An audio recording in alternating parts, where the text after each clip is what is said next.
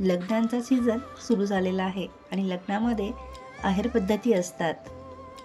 त्या आहेर पद्धतीमध्ये shirt piece, pant piece हे मिळतात.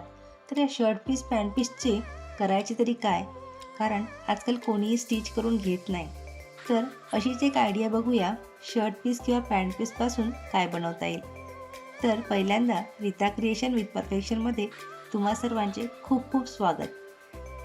ब्लॅक कलर पॅन्ट फॅब्रिक घेऊन त्याची मी पिलो कवर स्टिच केले. त्यावरती फॅब्रिक कलर किंवा ॲक्रेलिक कलरने डिझाईन काढून घेतली आणि ब्लॅक कलरमध्येच पॉम्पॉम लेस तीसुद्धा त्याला अटॅच केली.